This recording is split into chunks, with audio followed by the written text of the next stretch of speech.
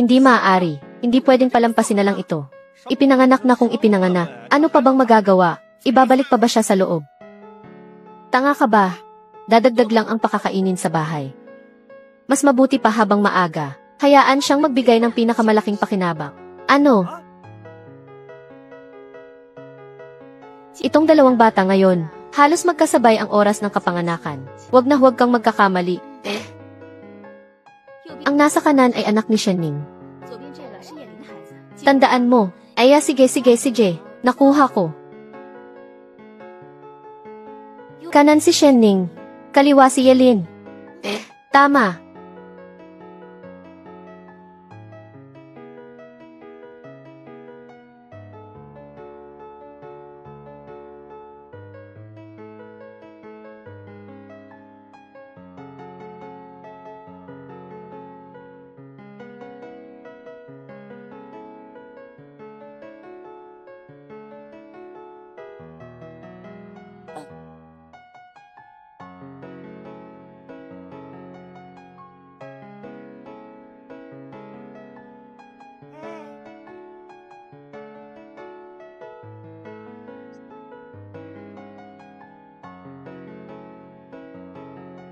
Gising ka na. Huwag ka munang gumalaw. Nawalan ka ng maraming ketchup pagkatapos mong manganak. Si Dr. Lee ay nahirapan bago napatigil ang paglabas ng ketchup mo. Kaya huwag ka munang bumangon sa kama. Sa tingin ko, bakit ganyan ang biyanan mong babae? Kahit na babae ang naging anak mo, hindi niya pa rin dapat iwanang mag-isa. Karito. Anong ginagawa mo? Hindi pa magaling ang katawan mo. Titingnan ko lang ang anak ko. Nasaan ang anak ko? Dahan-dahan. Anong ginagawa ninyo? Anong ginagawa ninyo? Ang anak ko. Bitawan ninyo ako. Bitawan ninyo ako, bitawan ninyo ako. Tumigil ka sa pagwawala riyan.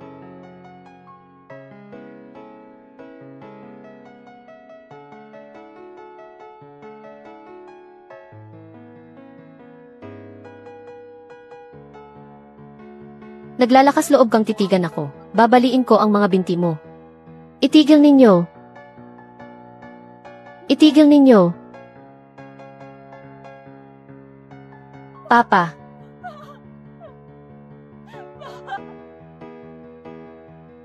Itigil ninyo. Papa. Kinuha nila ang anak kong babae. Ano?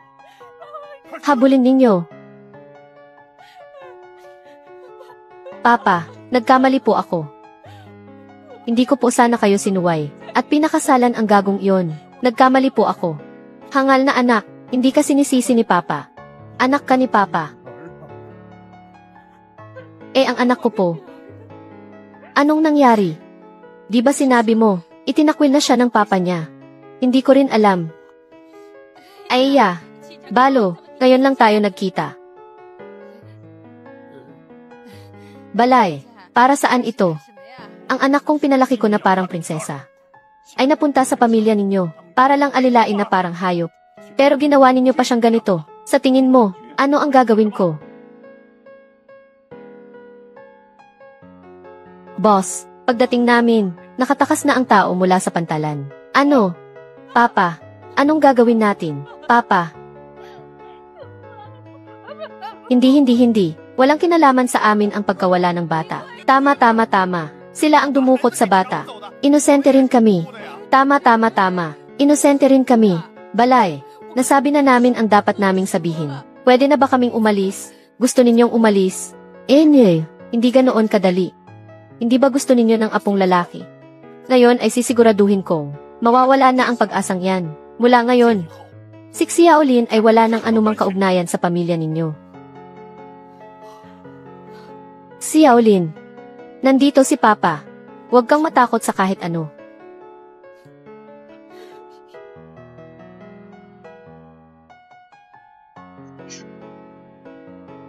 Linisin ninyo.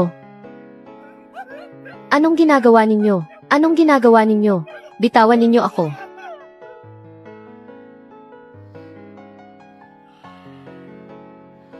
Papa, kung noon pa, nakinig ako sa inyo.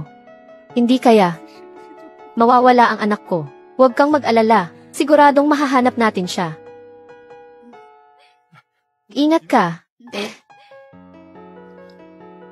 Oy, tingnan mo, ang ganda-ganda ng baby natin. Ang mga mata niya ay nagniningning.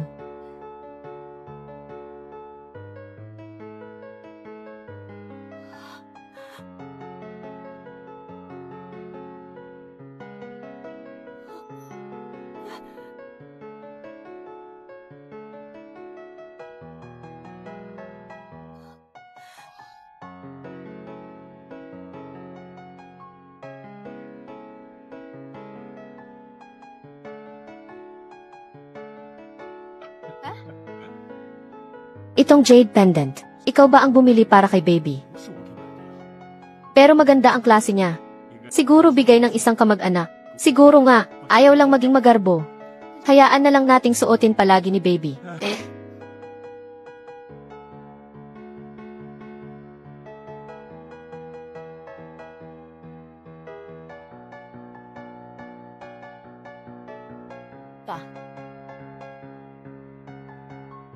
Siguradong mahahanap natin si Shishi.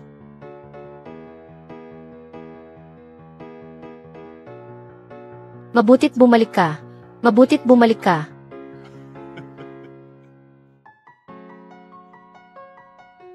Ma, siya si.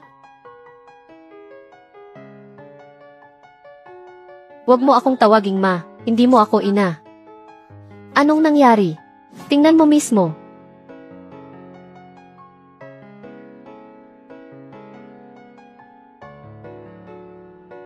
Paanong nangyari ito? Malinaw na nakasulat dito. Na wala tayong anumang ketchup na ugnayan. Hindi ka namin tunay na anak.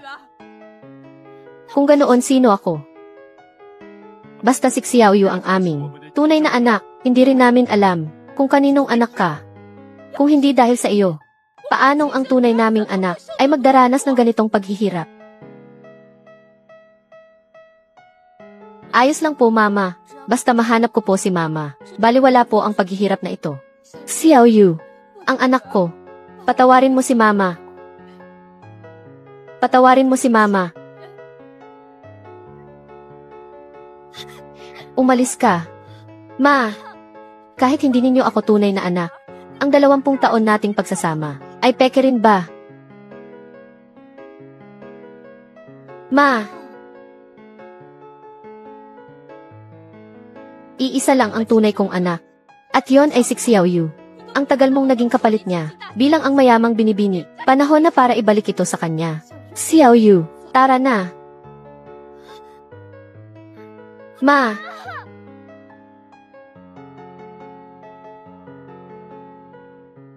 Maraming taon na ang lumipas.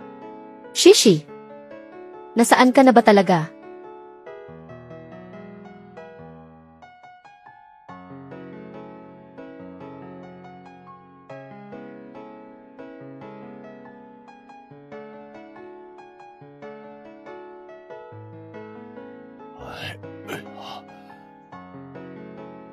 Papa, anong problema? Wala, akala ko lang yon. Sino ka? Ako po si Xiaolin. Hindi ikaw. Ang Xiaolin ko ay 18 pa lang. Lumabas na ang resulta ng pagsusuri. May Alzheimer's disease na siya. Bossy. Mula nang sinimulan kong pamahalaan ang kumpanya, palagi akong abala sa trabaho. Alam kong mahina ang katawan niya, pero hindi ko alam na ganito na pala kalala. Bilang isang ina at isang anak, masyado na ba akong bigo? Bossy, magaling na ang ginawa ninyo. Mula ngayon, kapag nagtatrabaho kayo, isama ninyo si Papa. Samahan ninyo siya hanggat maaari. Kumusta? Sa mga taon na pinamahalaan ko ang kumpanya, hindi pa rin yan makakapantay sa anak ko. Itong hotel ay ang bago lang nating nakuha. Sumama ka na rin para tingnan. May sasagutin lang akong tawag. Kumusta?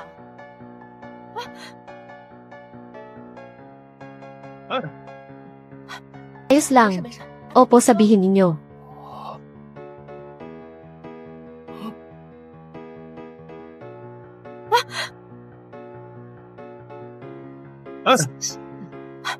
Ayos lang.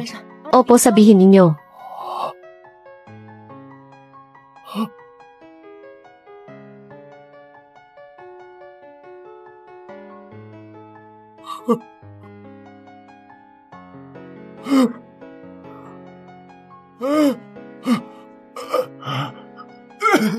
Sige, ililibre ko po kayo ng pagkain sa susunod. Papa. Papa. Anong problema ninyo? Siya. Hindi ko maalala. Ayos lang. Kung hindi ninyo maalala, huwag na nating isipin. Mukhang lumalala na ang sakit ng papa ko. Hayaan ninyo siyang magpahinga. Ajay, dito ka lang para alagaan si Mang. Kayong iba sumunod kayo sa akin. Papa, magpahinga muna kayo ng mabuti. Babalik ako kaagad. Tara na.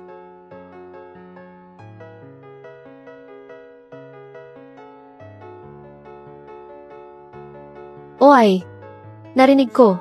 Hindi ba siya ang mayamang binibini ng pamilya Meng? Bakit siya napadpad dito para magtrabaho? Baka naman, nandito lang siya para maranasan ang buhay.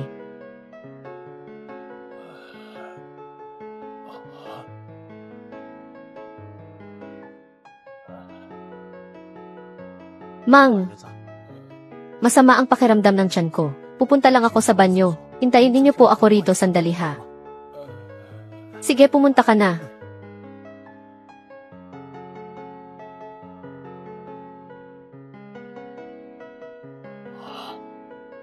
Si Yaolin.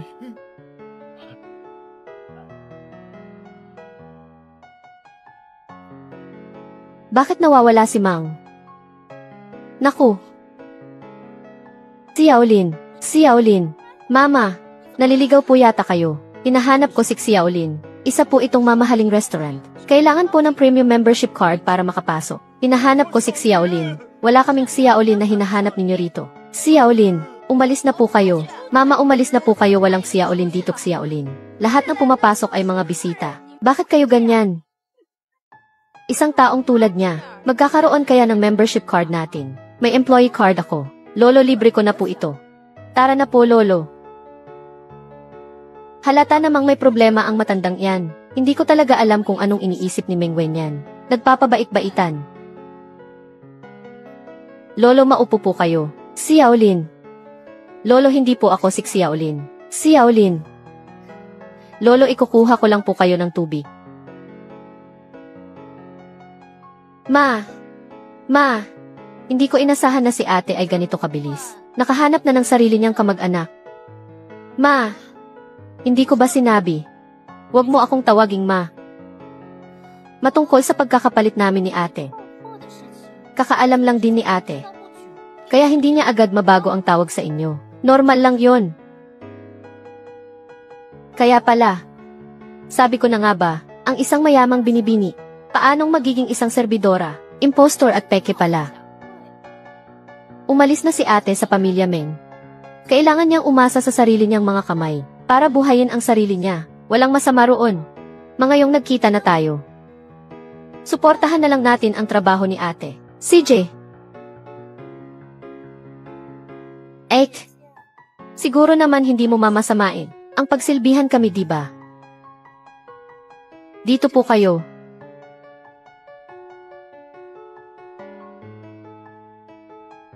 Xiao Yu, ikaw na ang umorder. Ma, gusto kong tikman ito. Kailanman ay hindi pa ako nakakita ng ganito kagandang pagkain. CJ, basta gusto mo. Ito. Orderin lahat. Pwede mo ba akong ikuha ng mainit na tubig? Ang pagkain dito ay napakasarap. Kumain ka ng marami mamaya. CJ. Total siya rin naman ay sa pamilya Meng. Pinalaking anak sa loob ng 20 taon. Pwede namang maging iba, pero naging serbidora pa. Nakakahiya talaga ako. Nagtatrabaho ako para sa matrikula ko. Walang dapat ikahiya roon. Ikaw. Pasensya na. Hindi ko sinasadya. Sobrang init ng tubig na binuhos mo. Natural lang na napaatras ako. Napasok ka niya. Hindi ko ginawa. Ayos lang po, Mama. Kumpara sa dinanas kong hirap dati. Kumpara. Ay baliwala lang ito. Alam kong naiinggit ka kay Xiaoyu. Pero tiniis niya na para sa iyo. Ang matinding hirap. Paano mo siyang nagagawang saktan ng sinasadya? Bakit ka naging ganito kasama?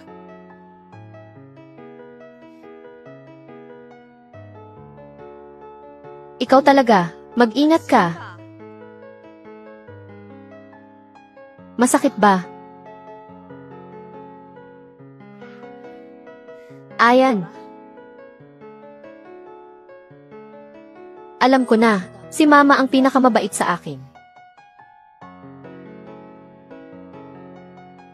Kaunting sama ng loob lang hindi mo na makayanan. Inagaw mo ang buhay ko sa loob ng maraming taon. Paano kita hahayaang maging masaya? Hindi ko hahayaang apihin mo siya. Anong pakialam mo? Xiaolin, ayos ka lang ba? Ayos lang po ako, Lolo. Ma, wag ninyo na pong sisihin si ate. Ako po ang hindi nag-ingat. Ayya, Xiaoyu, ang dami mo nang tiniis na hirap. Iniisip mo pa rin ang iba. Hindi mo man lang iniisip ang sarili mo. Medyo masama ang pakiramdam ng tiyan ko. Pwede mo ba akong samahan sa banyo? Servidora lang naman siya. Hindi ba trabaho niya yan? Anong pwede ba, Ruon? Bilisan mo.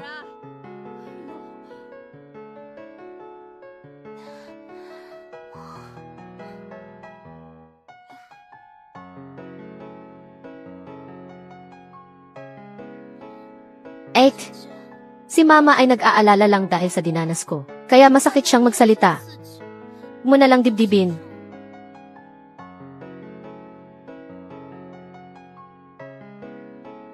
Ayos ka na ba? Ayos na, mas mabuti na ang pakiramdam ko.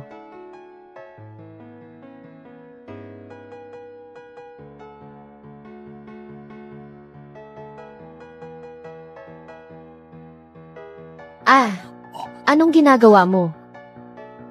Bakit kayo nagpapapasok ng kahit sino? Ginang Shen, anong problema? Itong matandang hukluban na ito. Kanina patingin ng tingin sa tabi ko. Hindi mo pa siya pinalalabas. Ginang kasi.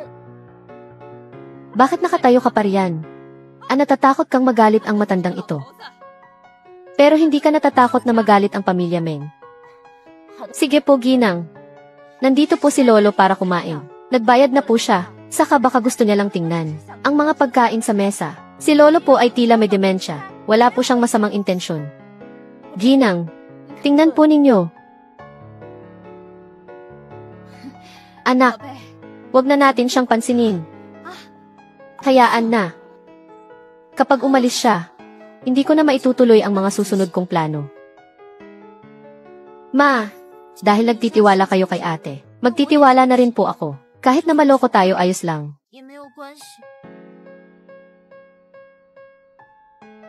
Nasaan ang pulseras ko? Anong pulseras? Yung regalo ninyo sa pagbabalik ko. Naghahalaga yon ng 1 milyon.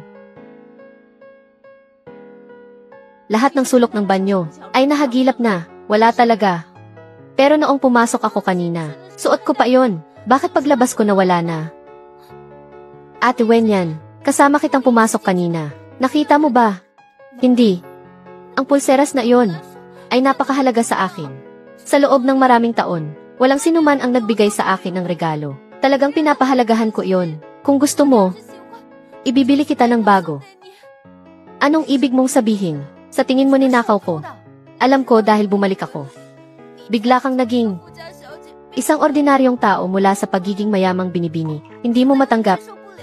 Pero hindi mo dapat ako gantihan ng ganito. Ang dating mayamang binibini ay isa na ngayong magnanakaw. Mukha pa namang matino. Bakit ang gagaang ng kamay? Manager, paano tayo nagkaroon ng ganitong tao sa ating restaurant? Pahamak lang kung mananatili pa siya. Di ako nagnakaw. Tama na, Meng Wenyan. Kung nasa iyo ang pulseras, ilabas mo na agad. Huwag mo nang hayaang pagtawanan ka pa ng iba. Mapati ba kayo naniniwalang ninakaw ko? Kung hindi mo ninakaw, bakit ka natataranta? Ako. Mama, pakiusap, sabihin ninyo sa kanya Naibalik na sa akin ni ate ang pulseras. Gustong-gusto ko talaga ang pulseras na yon. Ang kauna-unahang regalo. Ilalabas mo ba o hindi? Hindi ako nagnakaw. Nawala niya ang sarili niyang gamit. Bakit iba ang sinisisi niya? Sige, sige. Dahil ayaw mong ilabas. Uhubaran kita para kapkapan.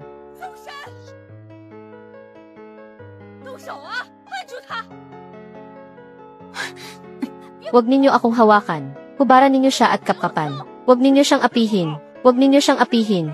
Matandang hukluban, tumabi ka. Lolo, hawakan ninyo siya. Huwag ninyo akong hawakan. Hubaran ninyo siya at kapkapan. Huwag ninyo siyang apihin. Huwag ninyo siyang apihin. Matandang hukluban, tumabi ka. Lolo, ano man ang mangyari ngayon, ako ang mananagot. Titingnan ko. Kung maglalakas loob kang idemanda ako. Kapkapan ninyo. Xiaolin. Nahanap ninyo na ba? Wala. Ipagpatuloy ang paghahanap. Bossy. Nahanap na. Nasaan? May nakakita. Kay Mang na pumasok sa isang restaurant. At hindi na lumabas pa. Ilabas ang keycase ng restaurant. Ito ngang restaurant. I zoom in.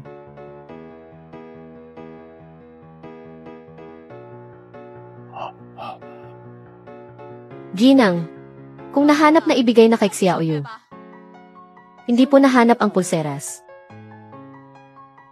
Hindi kaya talaga siya. Xiaoyu, isipin mong mabuti. Baka nailagay mo sa ibang lugar. Ako. Sinabi kong hindi ko kinuha. Ngayon naniniwala na kayo, di ba? Ito ba? Bakit nasa iyo yan? Huwag mong sabihing ikaw ang nagnakaw. Imposible ni hindi nga lumapit sa iyo si Lolo. Lolo, saan po ninyo kinuha ang pulseras?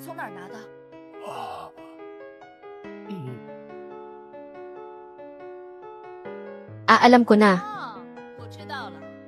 Si Meng Wenyan ang nagpapasok sa kanya kanina. Baka magkasabwat ang dalawang yan. Kaya pala palaging prinoprotektahan ni Meng Wenyan. Nagtutulungan pala sila. Ayan na. Lumabas na ang totoo. Ang mga taong ganyan ay dapat makulong. Pinalaki ka nila ng 20 taon. Wala kang utang na loob. Ang pagnanakaw ng gamit ng iba ay pagnanakaw, di ba? May katuwiran pa sa pagnanakaw. Anong iniiyak-iyak mo? Ikaw na impostor. Akala ko pa naman pinagbintangan kita. Hindi ko inakalang pinapaikot-ikot mo lang pala ako. Nagpapanggap na inosente, para kaawaan. Paano ako nakapagturo ng isang tulad mo? Hindi po. Xiaoyu, paano sila paparusahan? Ikaw ang magpasya. Ma, sa tingin ko, ang magnanakaw ay dapat dalhin sa presinto. Ang 1,000,000 na iyon ay sapat na para makulong sila ng 10 taon. Xiaoyu, yan ay. Yesid, sabi ko na nga ba hindi mo pa rin matiis? Pinalaki ni Mama si ate ng napakatagal. Si ate na rin ang naging kapalit ko para samahan ka sa loob ng maraming taon. Masyado akong naging padalos-dalos kanina. Kaya kalimutan na lang natin ang nangyaring ito. Naagrabyado ka. Mapapatawad ko si ate. Pero itong matandang ito, hindi kita palalagpasin ngayon. Anong gusto mong gawin? Basta lumuhod siya sa akin ngayon at humingi ng tawad. Papatawarin ko siya. Hindi maaari, hindi pa malinaw ang nangyari. Pero ang pulseras ay sa kanya. Nakuha, di ba? Mabuti na nga at hindi siya ipinakulong. Anong masama sa pagluhod? Isa lang siyang matandang may sakit. Anong kung matanda? Bilang ate ko, hindi ba dapat ako ang ipaglaban mo? Hawakan ninyo siya. Kung hindi siya luluhod ngayon, huwag ninyo siyang paalisin. Bitawan ninyo ako.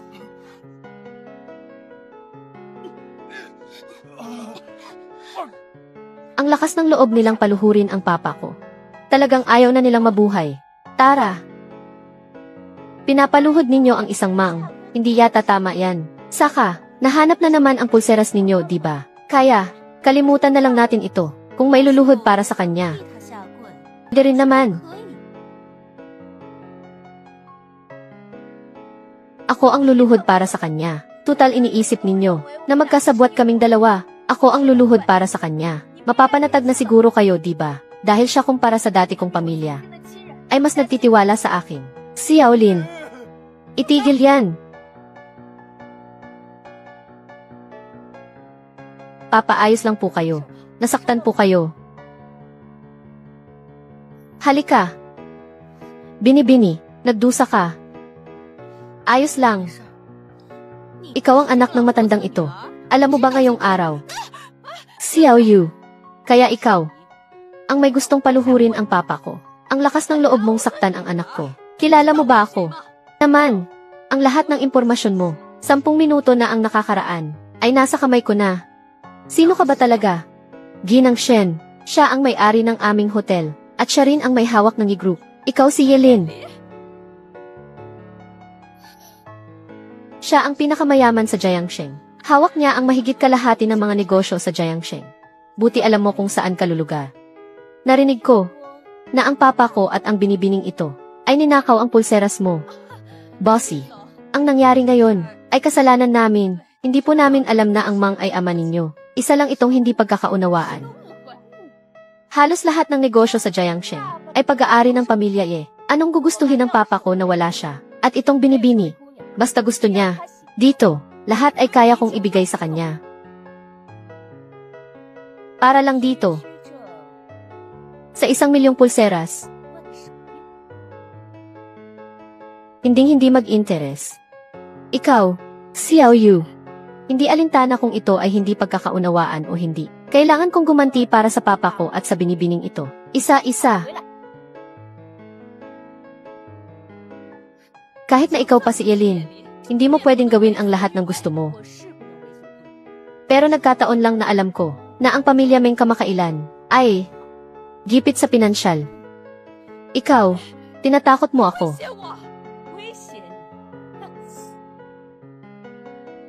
Hindi ka karapat-dapat. Mga tauhan, hubaran silang dalawa, at kalag ka rin palabas. Sino ang mga ngahas? Mula ngayon, ang pamilya Meng ay bawal nang tumapak sa lahat ng pag-aari ng pamilya Ye. Kalahati ng negosyo sa Jiangsheng ay sa pamilya Ye. Hindi ba't parang blacklist na iyon? Na, malaking gulo ang pinasok ng pamilya Meng ngayon. Wenyan. Tapos na tayo. Mula ngayon, wala na tayong pakialam sa isa't isa. Wenyan. Hindi ka pwedeng maging ganito kalupit. Wenyan. Bossy, alam ko na gumawa sila ngayon ng bagay na nakasakit kay Lolo. Pero, gusto ko pa ring makiusap. Hindi ba tapos na kayo sa kanila? Tapos na. Tutal pamilya Meng pa rin ang nagpalaki sa akin ng 20 taon. Ang utang na iyon, paano ko mababayaran ng buo? Kaya, CJ, pinagbibigyan kita. Bossy, maraming salamat po para sa araw na ito. Ito ang business card ko. Sa susunod na may kailangan ka, tawagan mo ako ng direkta. Sige po, Xiao Lin. Halika rito. Hindi ba't si Binibining Wenyan ay napagpalit? Sa ngayon siguro, hindi pa niya nahahanap ang tunay niyang mga magulang. Pero hula ko lang yon. Huwag masyadong umasa. Dahil sa loob ng maraming taon, masyado na tayong maraming beses na nabigo. Pero, ito ang unang pagkakataon na umasa ako ng ganito. Aalis na po ako, Lolo.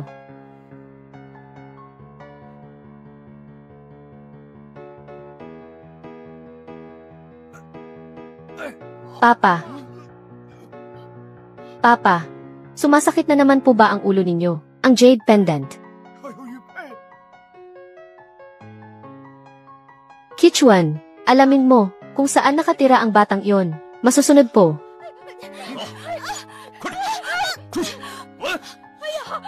Ma, ayos lang po kayo. Xiao Yu, narinig ko na ang papa mo ay gumagawa ng paraan para makalapit sa pamilya Ye. Para sa isang kasunduan, itong bagay na to, huwag na huwag mong sasabihin sa kanya. Alam ko po, Ma. Boss Lee, kung ganoon ang pakikipagtulungan namin sa Ye, ay ipinagkakatiwala ko na po sa inyo. Papa, nakauwi na po ako. Halika, lumapit ka, ipapakilala kita. Ito ang Tito Limo. Kumusta, anak?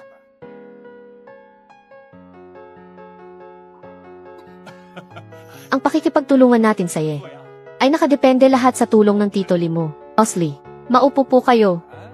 Ginawa ko lang ang makakaya ko. Hindi pa sigurado kung matutuloy. Bosley, hindi naman po ganyan ang sinabi ninyo kanina. Boss Meng, ang bagay na ito ay nakadepende na sa inyo. Nakadepende sa akin.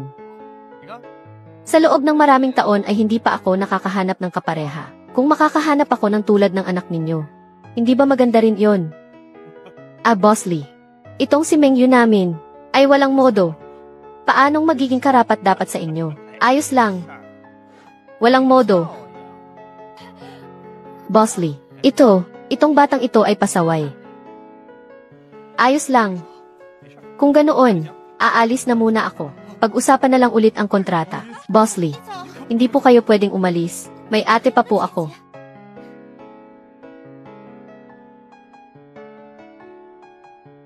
Tingnan ninyo. Gagamit ka ng kapalit para lokohin ako, no? Ang ganda nga. Naman, siya ay maganda na matalino pa, at napakamaunawain. Siguradong magugustuhan ninyo siya kapag nakita ninyo. Opo.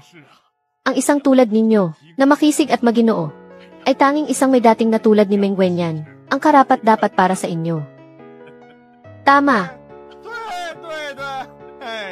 Kung ganoon, gusto mo bang makipagkita? Kung gusto ninyo, aayusin ko agad na ipakasal siya sa inyo. CJ. Bosley, kung ganoon ang kontrata. Ang kontrata para sa 50 milyon ay maliit na bagay lang. Basta masaya ako sa tao. Hindi yan magiging problema. CJ, kung ganoon, maligayang pakikipagtulungan. Maligayang pakikipagtulungan. Biyenan.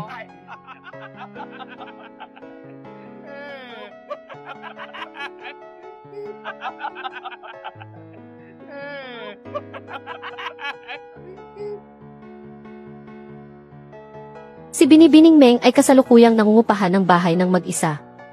Tara, titingnan natin. Pero, narinig ko babalik siya sa Pamilya Meng ngayon. Pamilya Meng, walang masyadong mabubuting tao sa Pamilya Meng. Kung babalik siya ng ganoon lang, siguradong aapihin siya. Tara, sa Pamilya Meng. Papa, ayos lang po ba kayo?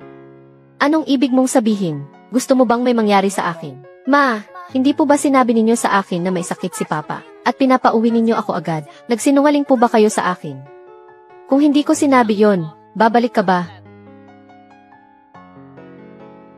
Yihwei, bakit ka nandito? Nalaman kong bumalik ka. Bilang nobyo mo, masama bang dalawin ka? Magkita tayo mamaya. Tito, tita, mauna na po ako.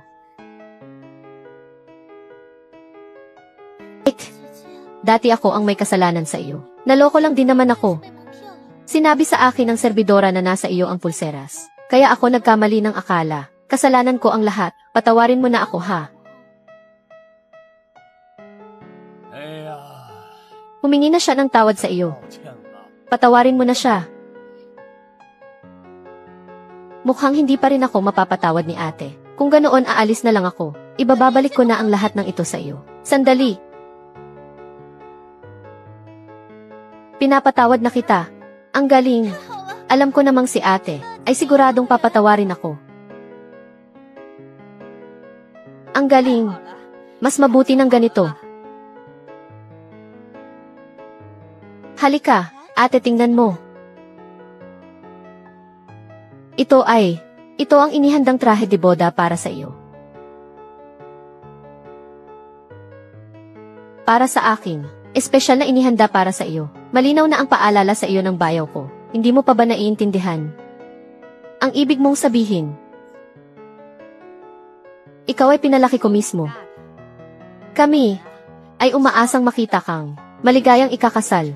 Kapag isinuot mo yan, siguradong napakaganda.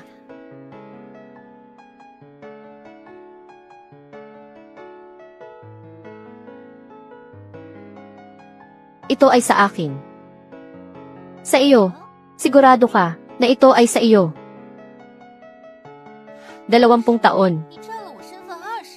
Ang mga bagay na ito ay dapat lang na sa akin. Tama ako, di ba? Ek! Ibababalik ko sa iyo. Salamat ate, tara na, huli na tayo sa oras.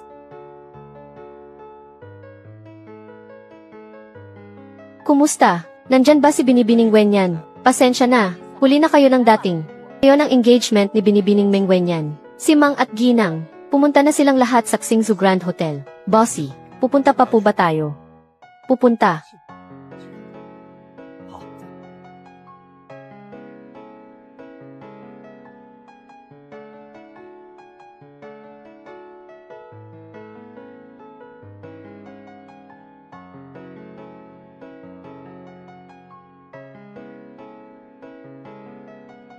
Ek, handa ka na ba?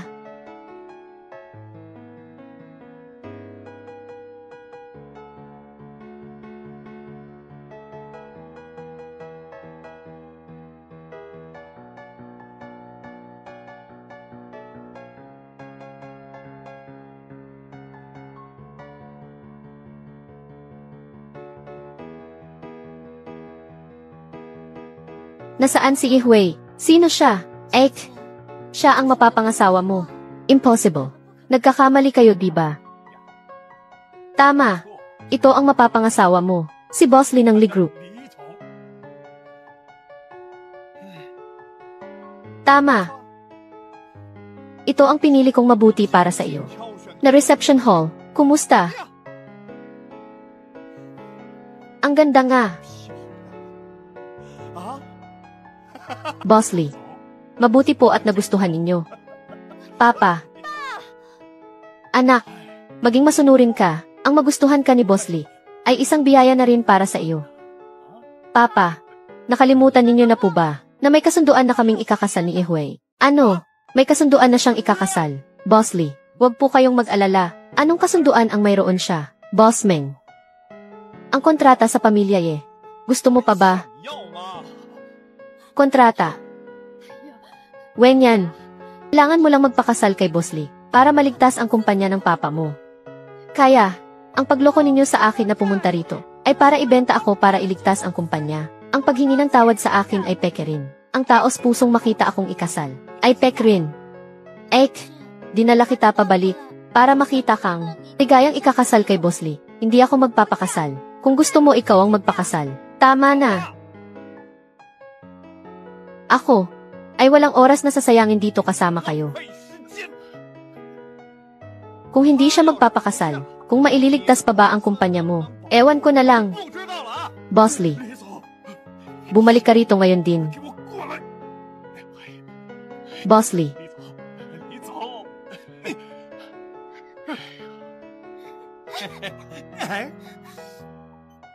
Huwag ka nang pumalag, bitawan mo ako, ibinenta ka na ng pamilya mo.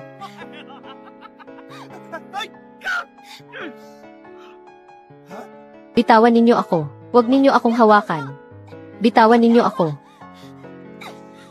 Ma, nakikiusap po ako sa inyo. Huwag ninyo akong ipakasal sa kanya. Ma, hindi mo ako ina. Ang anak ko ay si Meng Yu. Ma, ako po ang pinalaki ninyong anak sa loob ng 20 taon. Paano ninyo natitiis na makita akong ipakasal sa kanya? Manahimik ka. Kung hindi ka namin pinalaki, ni hindi mo alam kung saan ka pupulutin. Tumakas ka. Nakikiusap ako sa iyo. Pakawalan mo na ako.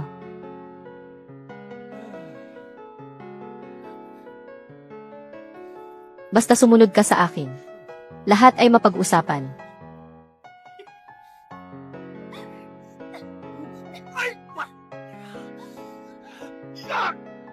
Harangin ninyo siya.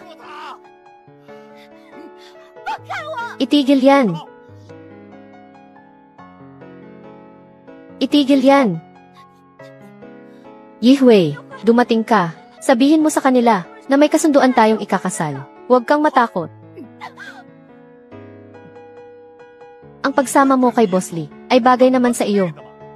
Kayo, sa tingin mo ba, ang katayuan mo ngayon ay karapat-dapat pa ba kay Yihui? Meng Wenyan, isa ka lang impostor. Naglalakas loob ka pang ikumpara ang sarili mo kay Meng Yu namin. Ang pinakamamahal kong tao ay si Meng Yu. Siya ang tunay kong mapapangasawa. Impossible. Sinasabi ko na sa iyo ang totoo. Ang lokohin ka para pumunta rito gamit ang pag-alok ng kasal. Ideya pa yan ni Yehui. Hindi ako naniniwala. Impossible. Huwag mo akong sisihin. Kung may sisisihin ka, sisihin mo ang sarili mo sa kamalasan mo. Dahil wala kang mayamang ina. Nasa unahan na ang lugar ng engagement. Siya na kaya ang anak ko. Tara. Tara. Tama na. Huwag nang paulit-ulit. Mas mabuti na ngayon kaysa ipagpabukas pa. Sa tingin ko, dito na mismo, para kahit gusto niyang tumakas hindi na siya makakatakas. Magandang ideya, kapag nagpakasal na ang ating mga pamilya, ang ating pakikipagtulungan sa pamilya ay mas magiging matatag. CJ, kung ganoon kayo. Papa, Ma, harangin ninyo siya. Bitawan ninyo ako. Sige, saktan mo ako. Saktan mo ako. Itigil yan. Gusto kong makita dito sa Jiangsheng. Sino ang mangangahas na saktan ang tao ni Elin? Bossy, umalis ka. Wala siyang suot na jade pendant. Nagkamali lang ba ng tingin si Papa? Ayos ka lang ba? Bossy. Bakit po kayo nandito? Wala po akong kinalaman dito. Sila. Ang nagpumilit na ipakasal ang anak nila sa akin. Ito ay walang, kahit katiting na kinalaman sa akin. Bossy. Paalisin siya. Huwag. Bossy. Bigyan niyo po ako ng isang pagkakataon. Bossy.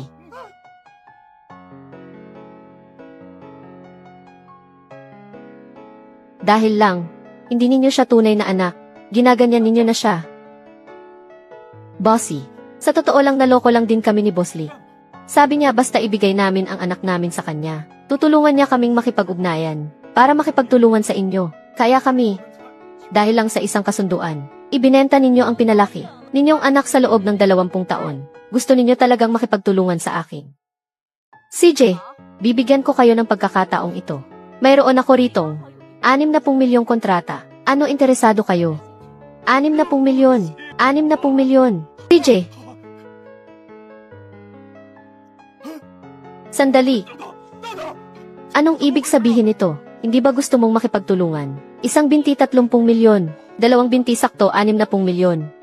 Bossy, pakiusap pakawalan ninyo po ang papa ko. Bossy, pakiusap pakawalan ninyo po ang asawa ko. Bossy, kayo na namang dalawa. Noong araw na iyon, pinakawalan ko kayo dahil sa kanya. Ilang araw pa lang ang nakakalipas. Inaakala ninyo bang si Elin ay madaling apihin? Hindi po, Bossy. Pakiusap patawarin ninyo po kami. Alam po naming nagkamali kami. Talagang alam po naming nagkamali kami. Sabihin mo, paano sila paparusahan? Wenyan. Bitawan mo ako. Hindi mo ako anak. Bossy, ang mga tao ay dapat managot sa kanilang mga pagkakamali. Tulad ng gusto mo, 2.60 milyon. Kalag ka rin palabas. Huwag. Tulungan ninyo ako, Papa. Wenyan. Wenyan. Ngayon naaalala ninyo na. Kanina ganyan din ako nagmakaawa sa inyo. Mapakiusap po. Mama, pakiusap po. Mapakiusap po. Bossy, palampasin na po natin. CJ.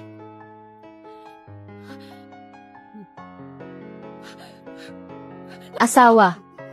Daan ninyo ngayon.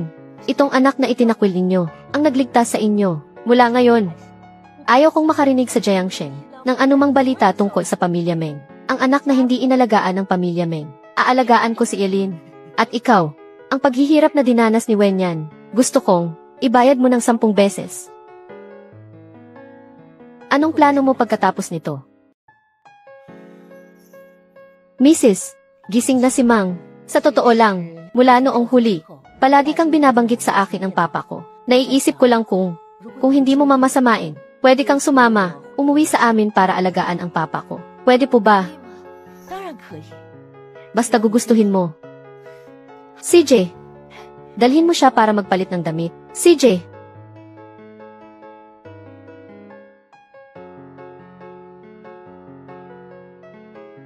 Hindi kaya hindi niya suot ang jade pendant na ito? Siya na ba ang anak ko? Saan galing ang jade pendant na ito? Suot na yan ni Meng Wenyan mula pa pagkabata. Hindi ko alam kung sinong kamag-anak ang nagbigay. Kaya si Meng Wenyan ay anak pala ni Elin. Papa, siya si Xiao yan. Mula ngayon siya na ang mag-aalaga sa inyo. Lolo. Xiao yan. Tingnan mo ang gaan ng loob ninyo ng papa ko. Ang tagal ko nang hindi nakikitang tumawa si Bossy. Tumawa si Bossy.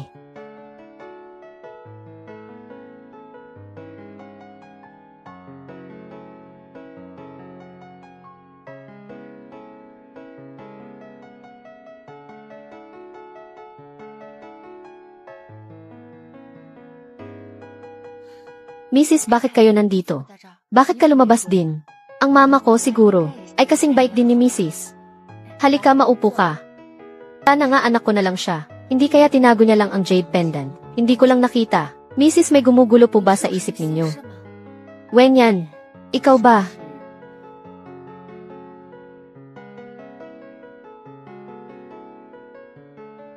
Yelin, alam ko kung nasaan ang anak mo ngayon. Maghanda ka ng 50 milyon. Alas 3 ng hapon. Pumunta ka sa 2 Zaifeng Road Kishan Factory. Mag-isa kang pumunta. Kung hindi, sa buong buhay mo, huwag ka nang umasang makita ang anak mo. Kaya pala hinahanap din ni Mrs. ang anak niya. Kishan Factory, anak. Mrs., alam kong nagmamadali kayong mahanap ang anak ninyo. Pero ang ganitong impormasyon ay madalas na panloloko lang. Paano kung totoo?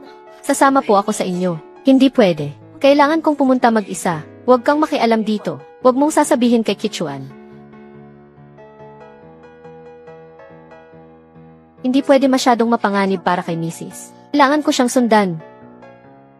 Binibining Wenyan, saan ka pupunta? Hinahanap ka ni Mang kung saan-saan. Pakisabi na lang kay Lolo, uwi muna ako sandali. CJ!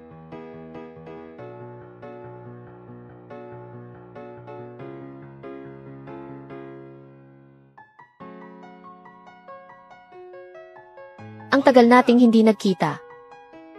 Asawa. Mukhang nasayang lang ang pagpunta ko ngayon. Huwag kang umalis.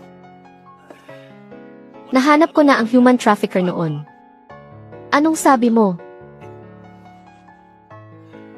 Kung hindi, paano ko malalaman kung nasaan ang anak natin ngayon?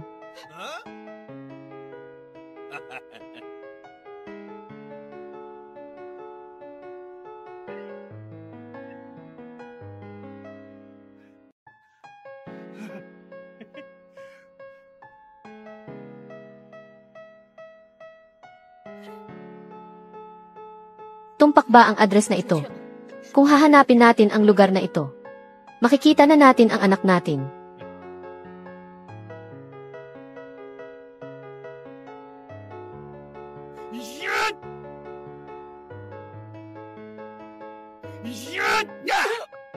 Yilin, akala mo ba talaga ang pagbabalik ko ngayon ay para lang kumuha ng pera? Alam mo ba kung paano ako nabuhay? Sa mga nakaraang taon, itong binti ko ay binali ng papa mo. Ako na isang pilay. Anong magandang trabaho ang mahahanap ko? Lahat dahil sa iyo, Malaska. Nang makilala kita, minalas ako habang buhay. Pumunta ka na sa langit. Yilin, Yilin. Hindi ko inakalang ang dami mo palang kaaway. Mrs., bakit siya nandito?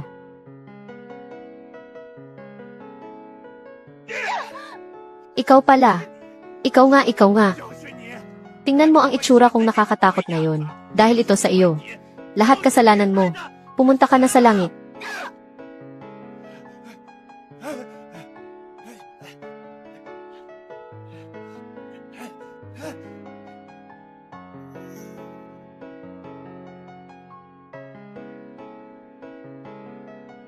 Kichuan, halika rito, bilis. Mrs. Nasa panganib si Mrs.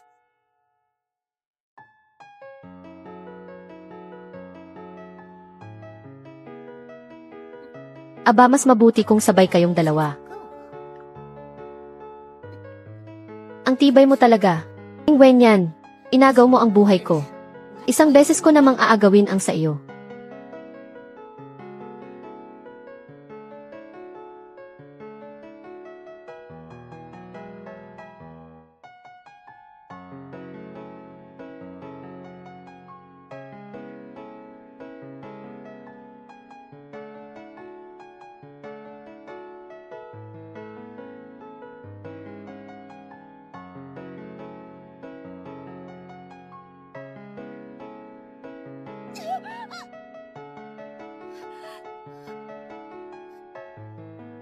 Bossy, gumising po kayo. Bossy, gumising po kayo.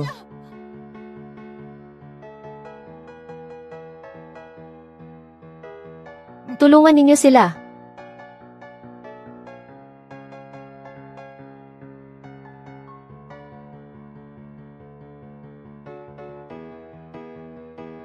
Bossy, gumising po kayo. Bossy, gumising po kayo. Siya ang nagligtas sa akin.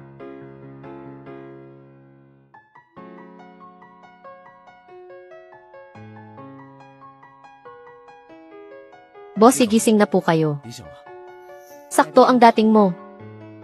Anong nangyari sa kanya? Siya po noong natagpuan namin kayo. Nakahandusay na siya sa tabi ninyo. Kaya, isinama ko na rin siya pabalik. Noon, wala bang ibang tao sa paligid?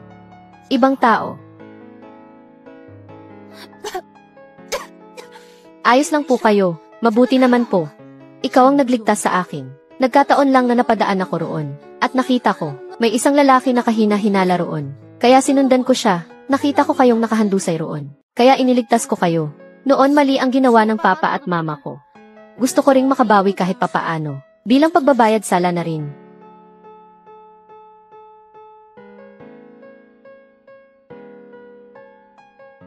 Anong nangyari sa braso mo? Wala, ito, maliit na gasgas lang. Naharangan ko lang ang nahuhulog na kahoy na pamalo. Salamat sa iyo, Binibini. Ayos lang po kayo kaya panatag na ako.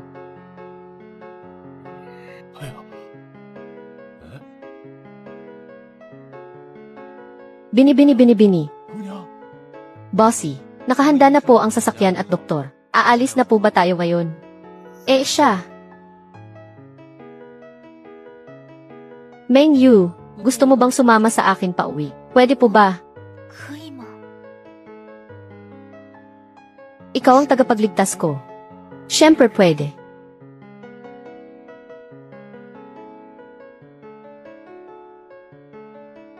Nars, nasaan ang kasama kong dinala rito? Isang namumulot ng basura ang nagdala sa iyo rito. Ikaw lang mag-isa, walang ibang kasama.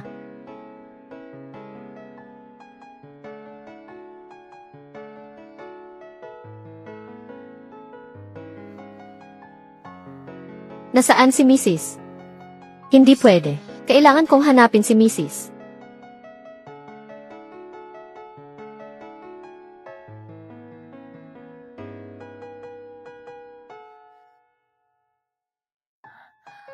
Kailangan kong hanapin si Mrs. Mrs.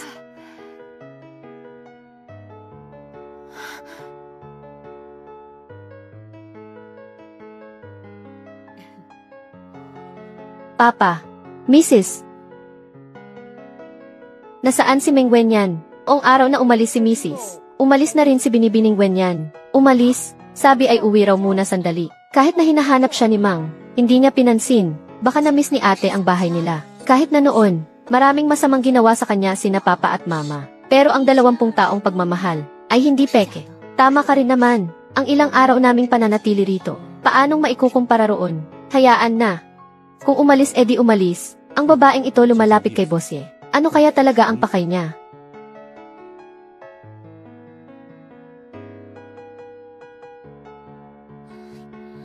Meng Yu, anong hinahanap mo?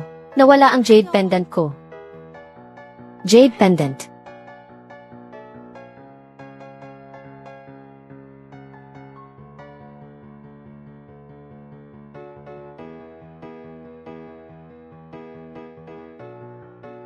Bossy, ang jade pendant ninyo. Bakit kamukhang kamukha ng sa akin? Itong jade pendant mo. Mrs. Bakit kayo bumalik? Bakit ang putla ng itsura ninyo? Bakit ka nandito? Xiao Lin, ang Jade Pendant. Nasa kanya ang Jade Pendant mo. Aalis na po ako, Lolo.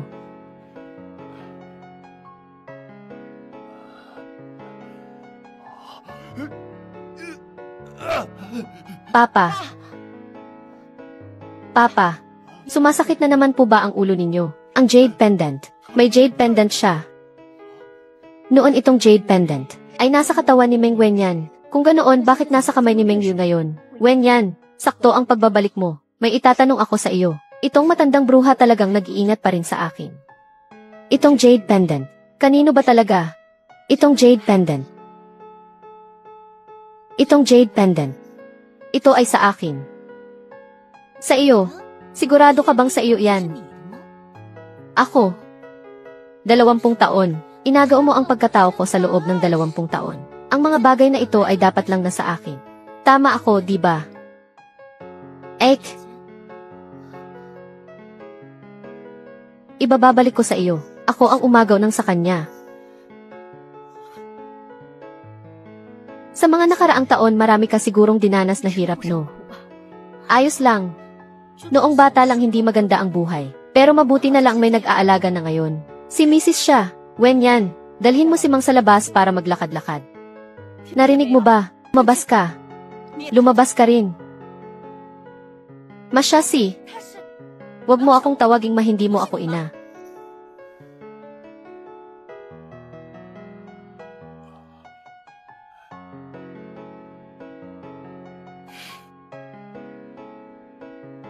Ako ang umagaw ng sa kanya. Sa mga nakaraang taon, marami ka sigurong dinanas na hirap, no? Ayos lang. Noong bata lang hindi maganda ang buhay. Pero mabuti na lang may nag-aalaga na ngayon. Si Mrs. siya. Wenyan, dalhin mo si Mang sa labas para maglakad-lakad. Narinig mo ba? Lumabas ka. Lumabas ka rin. Masyasi. Huwag mo akong tawaging mahindi mo ako ina.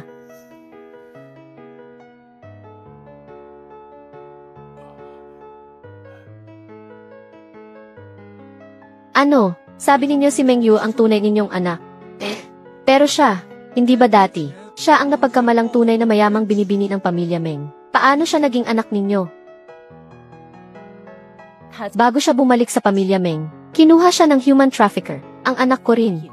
At saka ang Jade Pendant sa kamay niya, at ang nasa kamay ko, ay magkapares. O nako mismo, ang nagsabit ng Jade Pendant sa liig niya, hindi pwedeng magkamali. Saka, iniligtas niya pa ang buhay ko. Kung ganoon, paano siya napunta sa pamilya Meng para kilalanin? Kung anong eksaktong pagkakamali ang nangyari, hindi ko rin masyadong alam. Kaya gusto kong hilingin sa iyo, na tulungan akong imbestigahan ang katotohanan sa pagkakapalit ng bata ng pamilya Meng noon. At saka, tungkol sa 2 hibla ng buhok na ito. Dalhin mo para sa CE test. CJ. Kung ganoon si Wenyan, nagkaroon siya ng ganoong gulo sa pamilya Meng dati. Ngayon, si Meng Yu ay nananatili pa rito. Tungkol ito sa anak ko. Wala na akong pakialam sa iba. Si Wenyan. Tulungan mo akong kausapin siya. Sige po. Paano ko mapapaniwala ang matandang bruhang iyon, na ako ang anak niya?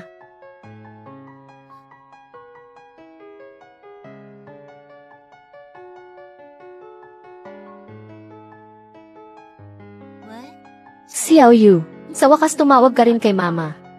Saan ka nagpunta nitong mga araw? Miss na miss ka na ni Mama. Ma, bangkarote na ang pamilya natin. 20 taon na akong naghirap sa buhay. Ayoko nang bumalik pa roon. Kung ganoon, anong ibig mong sabihin sa pagtawag mo ngayon? Noon, may pagkukulang kayo sa akin ang 20 taon. Ngayon, may mas magandang landas akong tatahaking. Kailangan ko ang tulong ninyo sa huling pagkakataon. CJ. Lolo. Linlin. Lolo, nakalimutan nyo na naman. Ako si Xiao yan. Hindi. Kahangis mo si Linlin noong bata pa siya. Lolo, kayo po ba ay? Wenyan. Ginoong Qi. Tawagin mo na lang akong Kichuan. May kailangan po ba kayo sa akin? Medyo komplikado ang bagay tungkol kay Meng Yu. Kapag nalinaw na ang lahat, magpapaliwanag sa iyo si President Ye. Huwag kang mag-isip ng labis o malungkot. Si President Ye po ba ang nagsabi sa inyo na sabihin ito sa akin? Salamat sa iyo, Kichuan.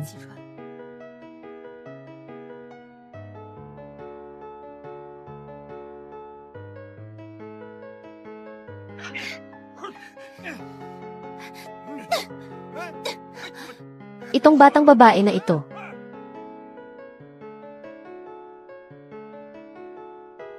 Ikaw nga talaga.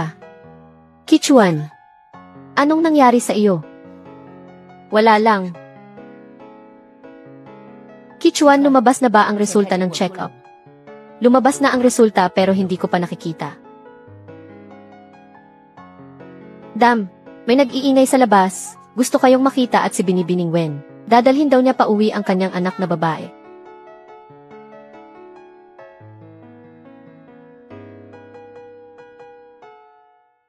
Wen yan. Shenning. Noon ikaw mismo, ang ayaw sa anak na ito. Presidente, alam kong nagkamali ako ngayon. Naparito lang ako para tingnan si Wen yan. Hindi na kailangan, mas mabuting sabihin mo na lang. Ang pakay mo sa pagpunta rito ngayon. Ako. Pumunta ako rito. Para kunin ang tunay kong anak na babae. Tunay na anak. Nanay, hindi ba sinabi ko na, huwag mong guluhin si Presidente. Hindi mo ako nanay. Anong sinasabi mo? Nanay, ayaw mo na rin ba sa akin? Hindi kita tunay na anak. Si Wen yan ang tunay. Paano nangyari iyon? Ang paternity test report. Nagkamali ang paternity test report noon. Hindi ko rin alam kung saan nagkaproblema. Ito ang totoong paternity test report. Ang resulta. Si Wen yan ang tunay kong anak na babae.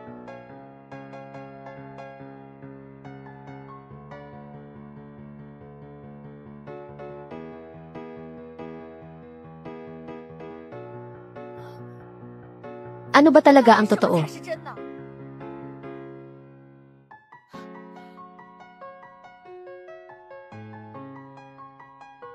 Xiao Yu.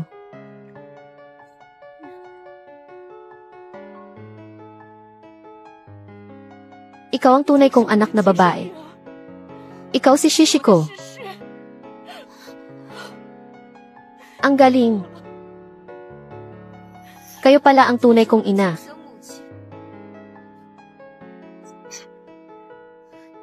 Wen yan, sumama ka na kay nanay umuwi. Alam ni nanay na nagkamali siya. Hindi na ako maniniwala pa sa iyo. Bakit? Hindi ko matanggap sa puso ko. Hindi ko maintindihan, bakit ang mahigit 20 taong pagsasama ay hindi maikukumpara sa pagiging magka-ketchup. Lalo kung hindi maintindihan, ang nanay na nag-alaga sa akin ng mahigit 20 taon ay ganito ang trato sa akin. Bitawan mo ako, huwag mo akong hawakan. Tapos ngayon babalik ka para sabihin sa akin na tunay mo akong anak. Iyon ay dahil. Huwag ka nang magsalita pa, hindi ako sasama sa iyo. Shenning, dahil ayaw niyang sumama sa iyo. Umalis ka na lang mag-isa, ang aming pamilyang Nye, kaya pa ring buhayin ang 2 anak na babae. Kichuan. Ihatid mo na ang bisita, daan na. Ang magagawa ko lang para sa iyo ay hanggang dito na lang. Sapat na sa akin na mamuhay ka ng maayos. Kichuan. Si Xiao Yu ang tunay kong anak na babae. Mula ngayon, dapat ang trato niyo sa kanya ay tulad ng trato niyo sa akin. Naiintindihan ba? Yung mga nakaraang bagay, hindi ko inakala na magiging ganoon kagulo. Dahil nakalipas na naman, kailangan pa rin nating magkasundo. Wen yan. Yung mga nakaraan ipinaliwanag na sa akin ni Xiao Yu. May mga bagay na hindi pagkakaunawaan lang. Mahalaga ako kay nanay. At mahalaga ka rin sa kanya. Kung mayroon kang sama ng loob, pwede mong sabihin. Dahil ang isa ay tunay niyang anak na babae. Huwag mo na siyang sisihin. Ang ibig niyang sabihin, ang pananatili ko ay magpapahirap kay Madam. Paano ko naman siya sisisihin? Dahil maraming beses akong niligtas ni Madam. Pero Madam, Masyadong maraming nangyari kamakailan. Medyo magulo ang isip ko. Gusto ko munang umalis sandali para mapag-isa.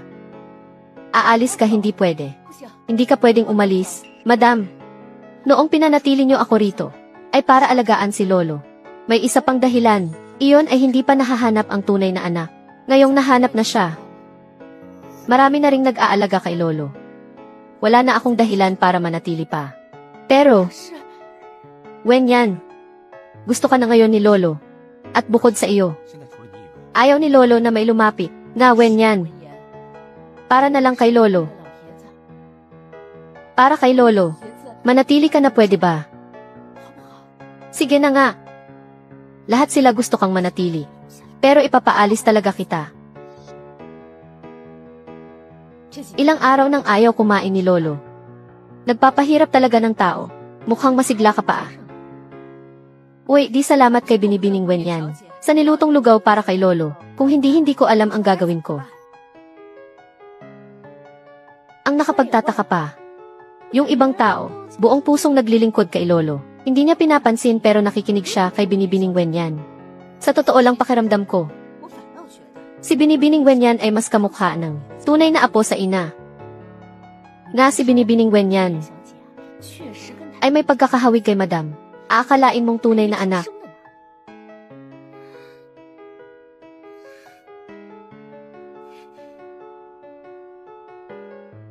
Matandang hukluban. Dahil gustong-gusto mo ang lugaw na gawa ni Meng Wenyan, hahayaan kitang kumain hanggang sa mabusog ka.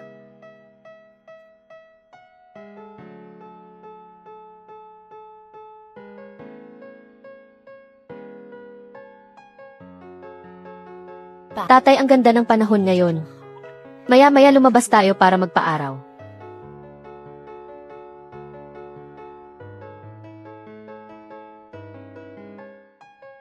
Lolo, nagluto ako ng lugaw. Kain na tayo ng lugaw.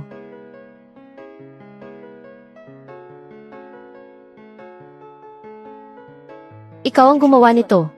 Opo, Lolo, nitong mga araw. Parang hindi maganda ang tiyan nyo, kaya gumawa ako ng lugaw. Lolo, tatay, Lolo. Tatay, anong nangyari? Meng Wenyan. Tingnan natin kung makakapanatili ka pa ngayon. Lolo. Tatay, Lolo. Anong nangyari, Lolo? Tawagin niyo si Dr. Hao. Lolo. Huwag kang lumapit, may problema sa lugaw. Tatay. Bakit naging ganito? Tatay, tiisin niyo. Parating na si Dr. Wu.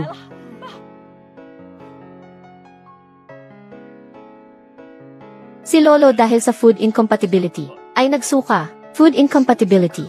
Ano bang pinakain kay Lolo ngayon? Masama ang pakiramdam ni Lolo nitong mga araw. Nagluto lang ako ng lugaw. Wala akong nilagay na iba. Kaya naman pala, sa suka ni Lolo, nakakita ako ng zaren. Almond, paanong nagkaroon ng zaren?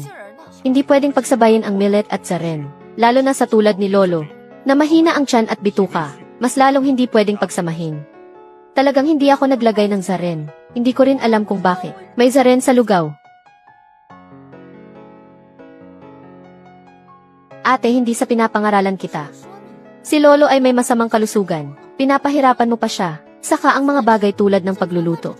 Hindi ba may kusina naman? Hindi mo alam ang tungkol sa food incompatibility. Huwag ka na lang dapat naglagay.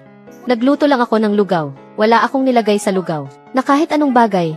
Kung wala kang nilagay, bakit magkakaroon ng almond sa lugaw? Paano mo nalaman na siguradong may zaren sa lugaw? Tama na. Kahit na hindi ikaw ang naglagay ng zaren, kapabayaan mo pa rin iyon. Hindi mo inalagaan ng mabuti ang tatay ko.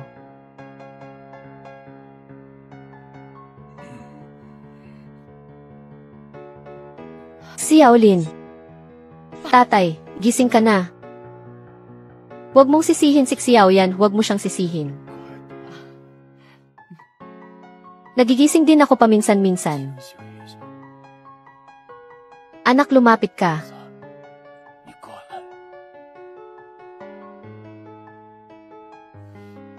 Lolo, pasensya na po.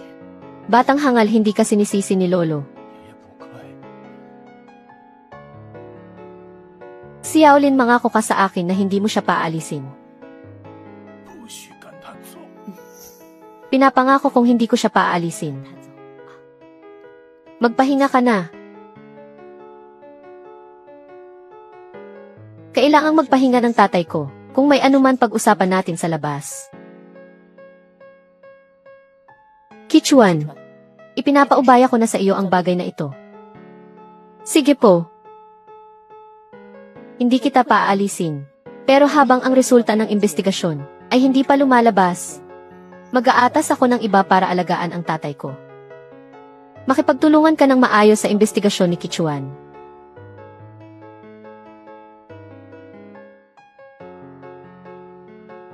May gagawin pa sa kumpanya. Bantayan mo si Lolo. CJ.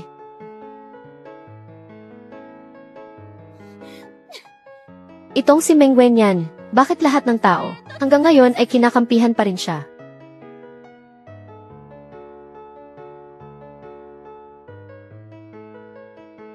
Hindi ba sinabi ko na, wag mo na akong tatawagan pa, wala na tayong anumang relasyon.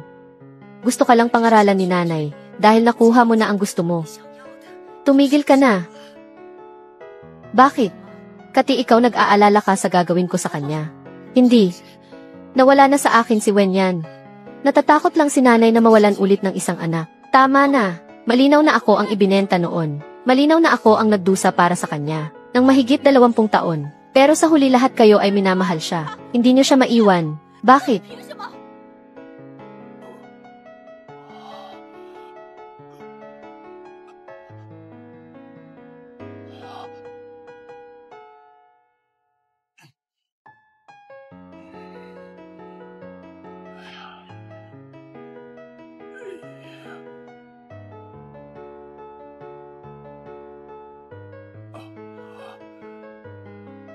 Malinaw na ako ang nag-iisang anak ng pamilyang Meng. Lahat ng pinaghirapan kong bawiin.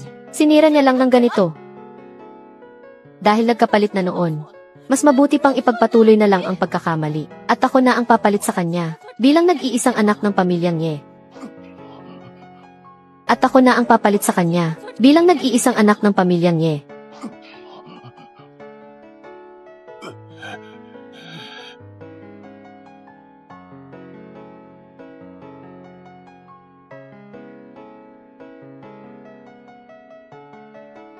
Ganitong kataas.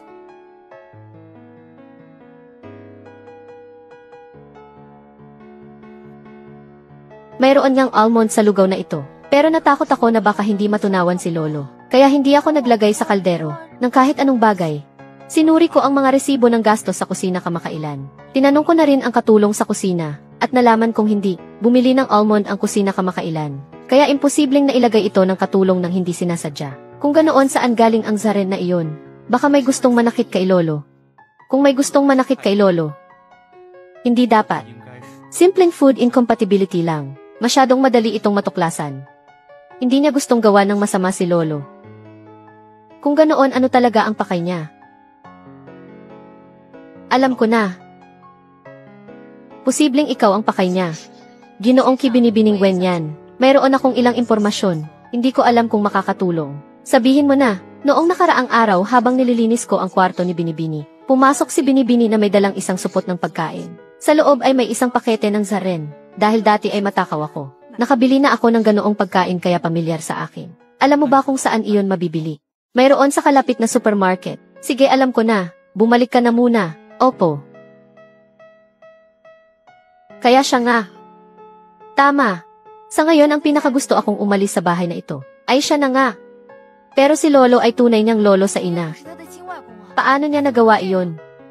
Hindi pwede, kailangan kong sabihin kay Madam. Huwag ka munang pumunta. Kung pupunta ka ngayon, na wala kang ebidensya, hindi maniniwala sa iyo si Madam. Ano ang gagawin natin? Ganito na lang, humanap ka ng pagkakataon. Napin mo kung may natirang zaren. Kapag may ebidensya na, siguradong maniniwala na si Madam. CJ. Isa-isa ninyong hinaharangan ang daan ko. Kung ganoon, huwag niyo akong sisihin kung magiging malupit ako.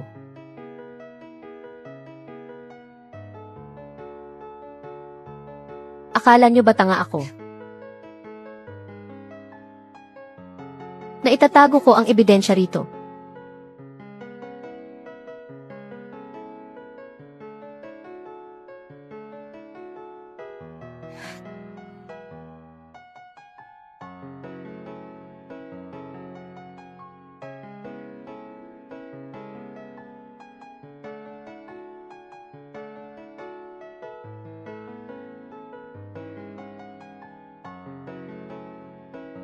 Si Yaolin.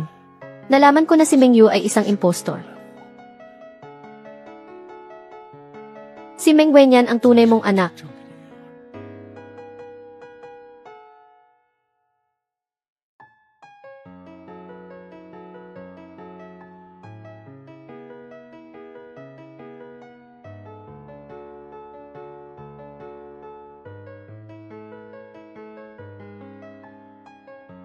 Lolo. Lolo, gising ka na ba? Lolo, alam kong gising ka. Nasa puso niyo lang ang Meng Wenyan na iyon. Pero malapit na akong walang pakialam. Alam mo ba kung bakit? Dahil hindi ko lang paalisin si Meng Wenyan. Hahayaan ko pa silang magkagalit.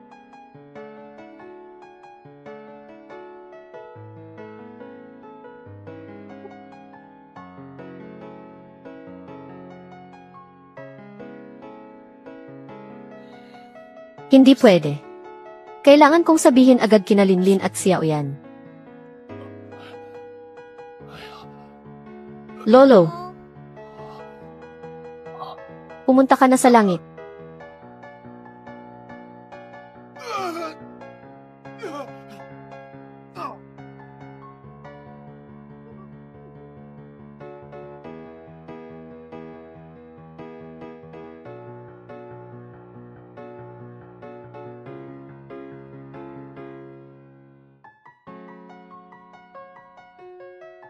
Binibining Wenyan.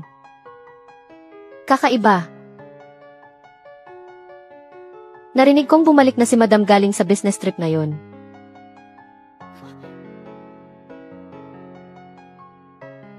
Ah. Tulong, may tao ba? May tao ba, doktor?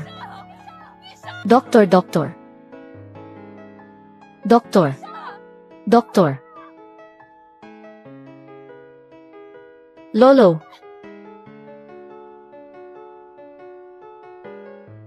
Lolo.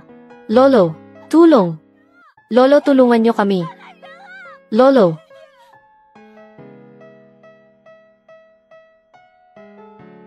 Bakit hindi dinala sa ospital?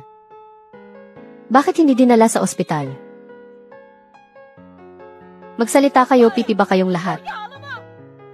President, yan, nakikiramay po ako. Bakit hindi dinala sa ospital? President, yan, nahulog po si Lolo sa hagdan. Tumama ang ulo sa sahig at pumanaw noon din. Nakikiramay po ako. Tatay, tingnan mo ako. Tatay. Imulat mo ang mga mata mo at tingnan mo ako. Kahanap ko lang sa anak ko. Kabubuo lang ulit ng ating pamilya. Bakit hindi mo pwedeng gawin ito sa akin? Tatay.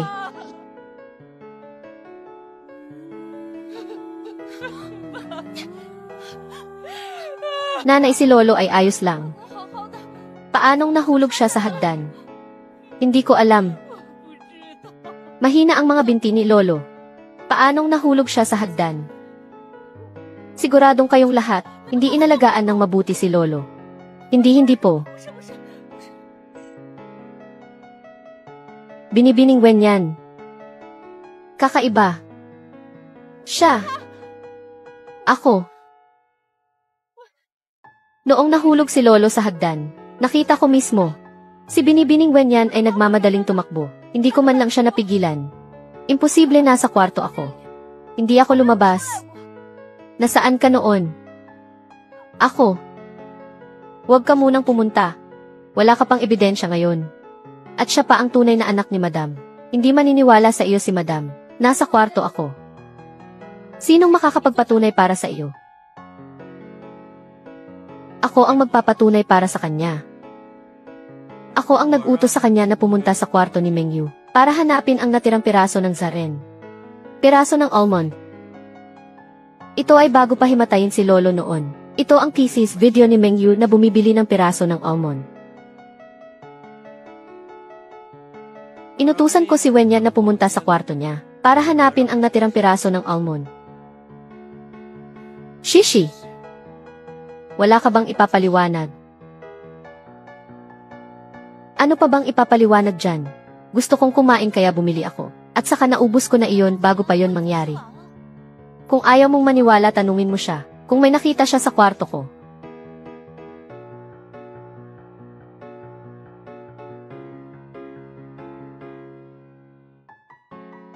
Saka isa pa, kahit nasabihin nating inutusan mo siya na pumunta sa kwarto ko para maghanap ng almond, hindi ka naman niya kasama, bakit mo siya pinapatunayan? Kung ganoon, pwede ko bang isipin na hindi mo kayang patunayan na ako ang naglagay ng almond sa lugaw ni Lolo, at hindi mo rin mapapatunayan na siya at ang pagpanaw ni Lolo ay walang kinalaman, tama ba?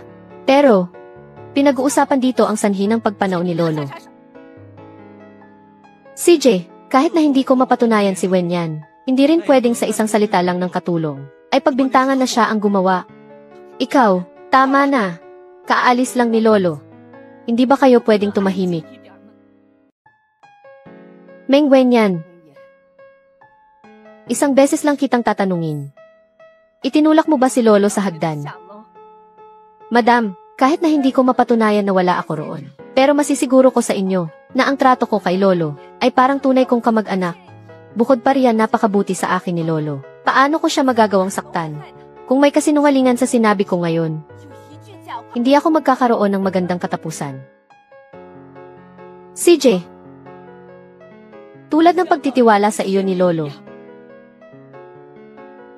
ano ang hawak ni Lolo?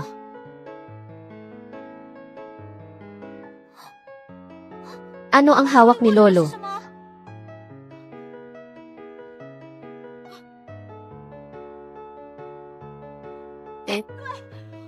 Ito ang kwelyo ni Binibining Wenyan. Nang makita kong nagkaroon ng insidente si Lolo, si Binibining Wenyan ay biglang bumalik sa tabi ni Lolo. Ngayon ko lang naalala, bumalik si Binibining Wenyan para hanapin ang kwelyo. Hindi ako iyon. Lahat ng butones ko ay nandito. Possible rin. Nagpalit ka ng damit dahil mahaba naman ang oras sa pagitan noon. Hanapin. Opo. Madam, nahanap ko na. Ito ang damit. Sakto na walang kwelyo.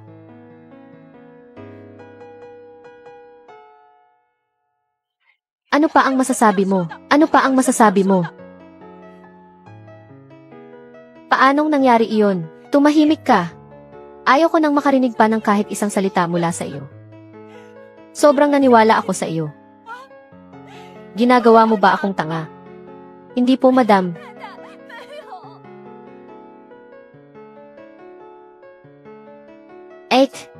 Kung dahil sa mga nakaraang bagay, ay hindi ka mapakali, hindi mo pa rin dapat ibunton ang galit kay Lolo. Dahil hindi ka pinabayaan ni Lolo. Napakabuti sa iyo ni Lolo. Bakit mo nagawa ito sa kanya? Hindi ako. Talagang hindi ako. Ang mga nangyari kamakailan sa tatay ko, alin doon ang walang kinalaman sa iyo? Kaya pala ako. Kasalanan ko lahat, pasensya na. Madam, hindi pa malinaw ang investigasyon. Narito na ang testigo at ebidensya. Tapos gusto mo pang maniwala ako sa kanya. Ngayon kinamumuhian ko ang sarili ko. Kinamumuhian ko na nagtiwala ako sa kanya. Ako ang gumawa ng masama sa tatay ko. Ikulong ang babaeng ito sa basement. Kalag ka rin palabas. Opo.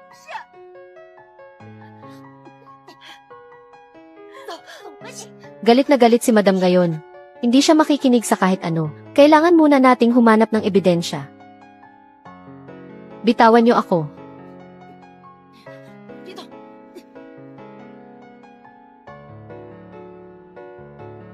Meng Wenyan ang mahal kong ate. Sa totoo lang napakabuti na ni Madam sa iyo. Ikinulong ka lang niya. Iyon ay lolo ko. Ang tunay niyang ama. Napakabuti sa iyo ni Madam. Nagawa mo pang saktan si lolo. Nga. Ano ba ang intensyon mo sa pagpasok sa pamilyang niya? Ang gumawa ng masama kay lolo ay ikaw. Ayaw na ayaw ko sa itsura mo. Nagpapaawa. Bakit lahat ng tao sa paligid mo ay gusto ka? Gusto ka ni Madam, gusto ka ni lolo. Pati na ang aso sa tabi ni Elin ay nasa panig mo. Pero ngayon, tingnan mo ang itsura mo. Sino pa ang sasagip sa iyo? Hindi ko talaga alam kung bakit noon. Kinampihan ka ni Madam, gayong si Binibini naman, ang tunay na anak ni Madam. Marunong ka lang namang magpaawa, pati yung matanda kinampihan pa siya, kaya ginawan ko ng masama. Ang ibig kong sabihin, kaya mas lalong hindi ko hahayaan na maloko niya ang aking ina.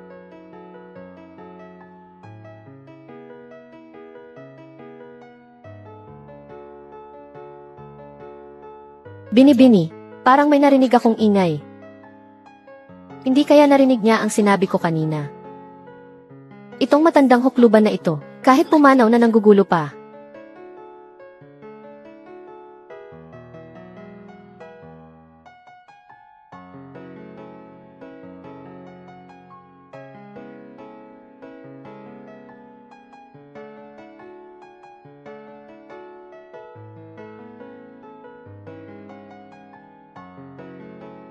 Tatay, hindi ko talaga maisip kung bakit ka sinaktan ni Meng Wenyan.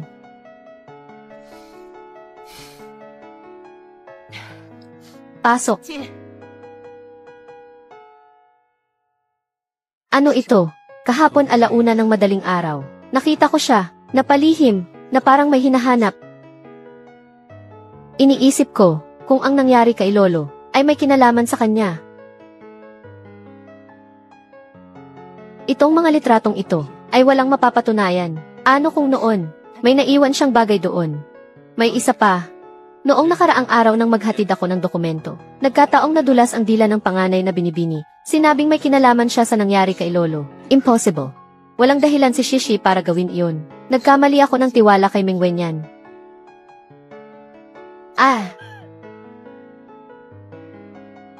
Kahapon alauna ng madaling araw, nakita ko siya, napalihim, na parang may hinahanap. Iniisip ko, kung ang nangyari kay Lolo, ay may kinalaman sa kanya. Itong mga litratong ito, ay walang mapapatunayan. Paano kung noon, may naiwan siyang bagay doon? May isa pa. Noong nakaraang araw nang maghatid ako ng dokumento, nagkataong nadulas ang dila ng panganay na Binibini. Sinabing may kinalaman siya sa nangyari kay Lolo. Impossible. Walang dahilan si Shishi para gawin iyon. Nagkamali ako ng tiwala kay Meng Wenyan. Madam. Shishi. Bakit ka nahulog ng ganito? Tawagin mo si Dr. Wu. Opo. Ayos ka lang ba? Nakita namin si Binibini kanina, na nagmamadaling bumaba ng hagdan. Nadulas ang paa niya, nahulog sa hagdan, at tumama sa rehas. Hindi ko alam kung paano nahulog ang jade pendant. Nagmadali ako. Natakot akong baka mabasag ang jade pendant, kaya hindi ko nakita ang daan. Batang hangal. Itong jade pendant ba, ay mas mahalaga pa kaysa sa iyo. Pero, ito ay iniwan ni nanay para sa akin. Nahulog ang jade pendant. Sobrang nataranta ako. Wala na si Lolo. Si nanay na lang ang natitira sa akin. Ako. Ayaw ko nang mawala pa si nanay. Alam ni nanay, palaging sasamahan ka ni nanay. Shishi, Binibini, Shishi, Binibini.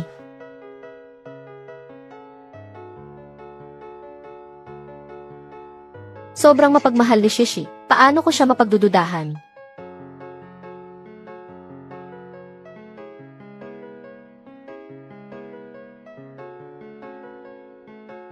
Kapag usap lang natin tungkol sa nangyari kay Lolo, tapos nahulog ang panganay na Binibini, hindi niyo ba nararamdaman na sobrang nagkataon lang, walang tiyak na ebidensya? Kaya ang bagay na ito ay hanggang dito na lang. Esan.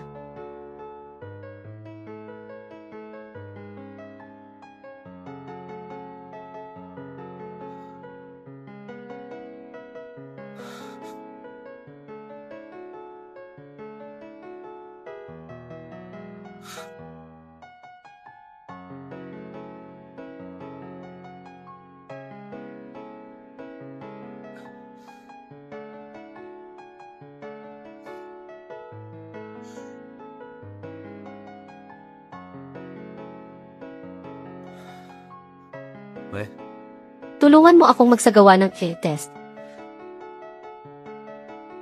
Mabuti na lang walang naiwang peklat. Nanay, huwag po kayong mag-alala. Ayos na po ako.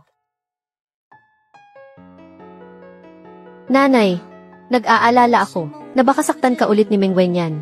Ako, huwag mo nang alalahanin ang bagay na iyon. Si Meng Wenyan, ako na ang bahala. Heto. Inumin mo ang gamot mo. Sasagutin ko lang ang tawag. Mag-ingat ka, mainit. Tandang bruha. Hanggang ngayon iniisip pa rin si Meng Wenyan. Meng Wenyan. Sisiguraduhin kong magdudusa ka habang buhay. Mabuti na lang walang naiwang peklat.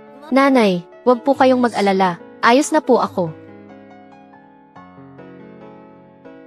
Nanay, nag-aalala ako na baka saktan ka ulit ni Meng Wenyan. Ako, huwag mo nang alalahanin ang bagay na iyon. Si Meng Wenyan, ako na ang bahala. Heto. Inumin mo ang gamot mo. Sasagutin ko lang ang tawag. Mag-ingat ka, mainit. Hello. Matandang bruha. Hanggang ngayon iniisip pa rin si Meng Wenyan. Meng Wenyan. Sisiguraduhin kong magdudusa ka habang buhay. Madam, ito po ang mga naiwang gamit ng tatay ko. Ibigay mo sa akin. Sige po.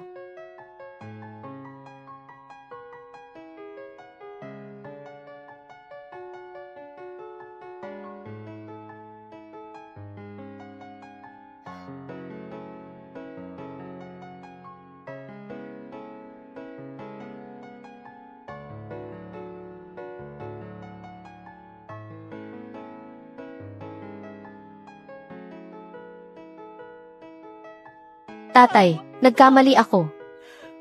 Hindi dapat ako sumuway sa iyo. Nagpakasal sa gagong iyon. Nagkamali ako. Hangal na anak, hindi ka sinisisi ni tatay. Anak ka ni tatay.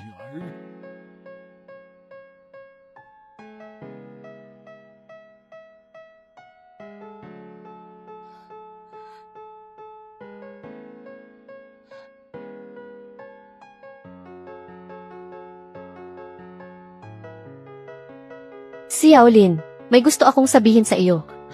Sa totoo lang noong unang beses kong makita si Meng Wenyan, nakita ko na ang jade pendant sa lig niya. Kalaunan nalaman ko na si Meng Yu ay isang impostor. Si Meng Wenyan ang tunay mong anak.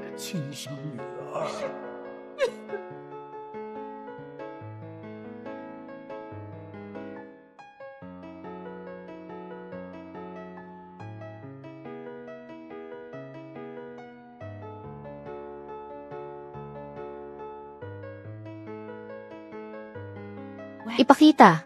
Sabihin mo agad sa binibini. Pumasok si Ginoong Qi sa kwarto ng matandang ginang. Meng Wenyan. Malinaw na ngayon. Ganito na ang itsura mo. Bakit lahat pa rin ng tao ay iniisip ka? Galit na galit ka ba sa akin? CJ, kung kaya mo tumayo ka at saktan mo ako. Noong niligtas mo si Madam, hindi ba't ang yabang mo? Paano mo nalaman? Huwag mo na iyang alamin. Kaunting peklat sa katawan ay walang kwenta. Peklat sa mukha.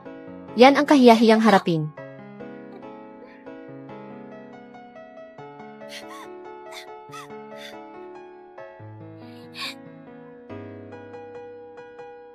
Binibini, hindi ba't pinabantayan mo sa akin si Kichuan? Sinabi mo na kung hahanapin niya si Madam. Sabihin ko sa iyo, hinanap nga niya si Madam, at may dala pa siyang bracelet.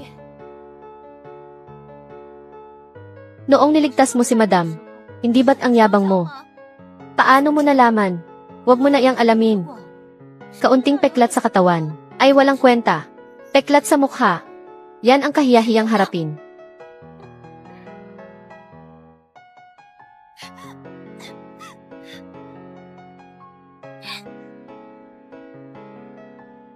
Binibini, hindi ba't pinabantayan mo sa akin si Kichuan?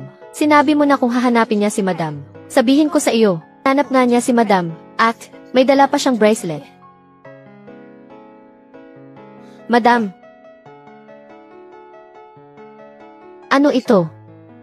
Ito ay malapit sa lugar kung saan nagkaroon ng insidente si Lolo. Nahanap ko ang ketchup sa bracelet. Pinasuri ko na. Ito ay kay Lolo. Sa tingin ko, malamang ang panganay na binibini. Noong itinulak niya si Lolo, hindi sinasadyang nahila ang bracelet. Kaya siya bumalik para hanapin ito. Tingnan niyo po ito. Madam, itong sulat, iniwan ito ng tatay ko. Sinabi niya na si Wenyan ang tunay kong anak. Kaya nagtutugma na lahat. Nalaman ng tatay ko ang pagkatao ni Mengyu. Kaya kinailangan niya itong gawa ng masama para manahimik. Kung ganoon, iligtas mo si Wenyan. Madam, wag mo akong intindihin. Bilisan mo. CJ. Tingnan niyo po ito. Madam, itong sulat, iniwan ito ng tatay ko. Sinabi niya na si Wenyan ang tunay kong anak. Kaya nagtutugma na lahat. Nalaman ng tatay ko ang pagkatao ni Mengyu. Kaya kinailangan niya itong gawa ng masama para manahimik. Kung ganoon, iligtas mo si Wenyan. Madam, wag mo akong intindihin. Bilisan mo. CJ.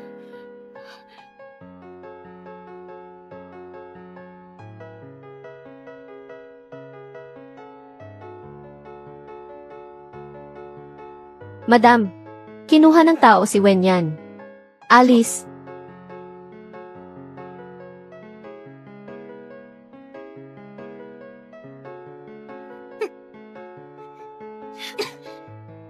Huwag.